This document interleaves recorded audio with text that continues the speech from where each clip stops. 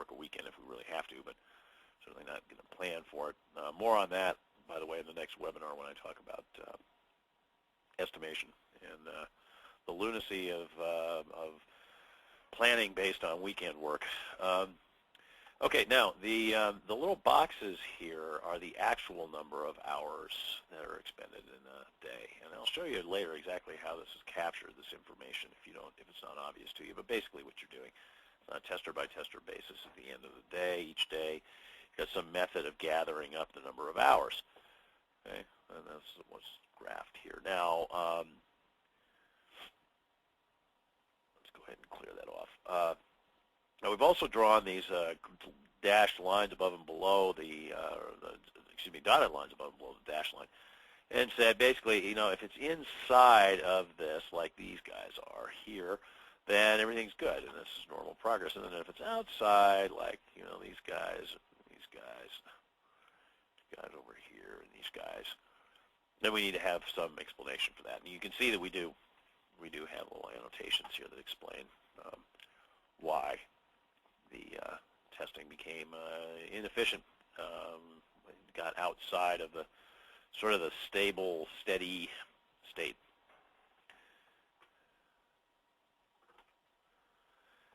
Okay, now this chart shows not hours but test cases.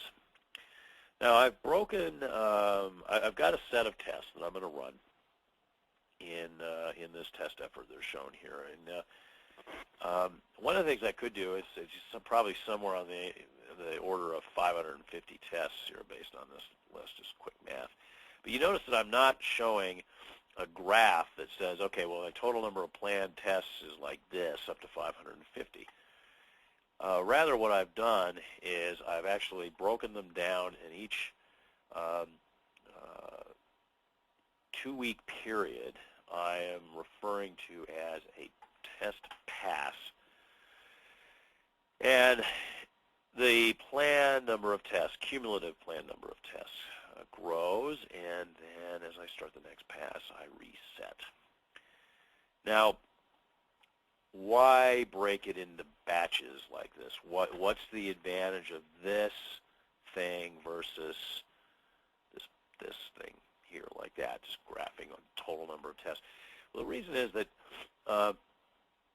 you might actually at some point or another get blocked in some tests that you don't run early on in the project, and you go back and run those later because they were part of a subsequent, you were planning on running them later anyway. Well, what do you do at that point? Do you count those tests twice? So you're going to say, I'm going to claim the credit for them previously even though I didn't run them, and then you can have this thing spike up? My experience with trying to do that, trying to keep on track when you, graph these things all like this, just, start